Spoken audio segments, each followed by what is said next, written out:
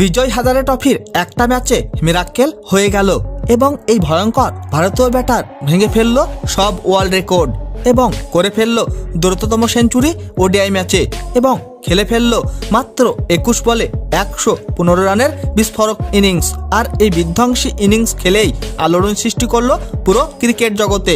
আপনারা যদি দেখতে চান যে কে এই ভয়ঙ্কর প্লেয়ার যে ভেঙে ফেললো সব ওয়ার্ল্ড রেকর্ড, তাহলে বন্ধুরা ভিডিওটি লাইক করে চ্যানেলটাকে সাবস্ক্রাইব করে রাখুন। বন্ধুরা, বিজয় হাজারে ট্রফির একটা ম্যাচ খেলা হয়ে গেল অরুণাচল প্রদেশ এবং পাঞ্জাবের মধ্যে। আর এই ম্যাচে প্রথমে ব্যাটিং করতে এসে অরুণাচল প্রদেশের টিম মাত্র 164 রান করে অল আউট হয়ে গেল। অরুণাচল প্রদেশের হয়ে তেচিনেরি খেলে ফেললো 73 বলে 42 রানের ইনিংস। আর সেখানে হার্দিক বর্মাও খেলে ফেললো 52 বলে 38 রানের ইনিংস। পাঞ্জাবের হয়ে ময়াঙ্ক মার্কান্ডে তুলে নেয় সব থেকে বেশি 31 রান দিয়ে 3 উইকেট।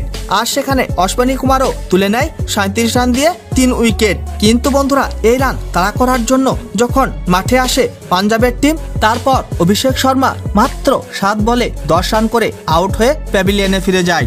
কিন্তু বন্ধুরা, তারপর পাঞ্জাবের হয়ে 3 নম্বরে ব্যাটিং করার জন্য মাঠে আসে আনমোলপ্রীত সিং এবং মাঠে এসে অরুণাচল প্রদেশের বোলারদেরকে একাই কুটতে একেবারে কুটে দিল এবং ওডিআই ম্যাচকে করে ফেললো টি20। তারপর মাঠে করলো 4 এবং ছক্কার বর্ষণ। আর এইভাবে দেখতে দেখতে করে ফেললো সেঞ্চুরি মাত্র 35 বলেই এবং খেলে ফেললো 45 বলে 115 রানের বিস্ফোরক ইনিংস, 12টি 4 এবং 9টি বিশাল গগনচুম্বী ছক্কার সাহায্যে প্রায় 256 স্ট্রাইক রেটে। আর এইভাবে রচনা করে ফেললো একটা নতুন ইতিহাসের আনমোলপ্রীত সিং বিজয় হাজারে ট্রফিতে অরুণাচল প্রদেশের বিরুদ্ধে এবং খুবই সহজেই এই রান তাড়া করে ফেললো পাঞ্জাবের টিম 12.5 ওভারের মধ্যেই মাত্র 1 উইকেট হারিয়ে। বন্ধুরা, আনমোলপ্রীত সিংকে কি ভারতীয় দলে সুযোগ দেওয়া উচিত কি উচিত নয়, অবশ্যই কমেন্ট করে জানিয়ে দেবেন আপনাদের মতামত।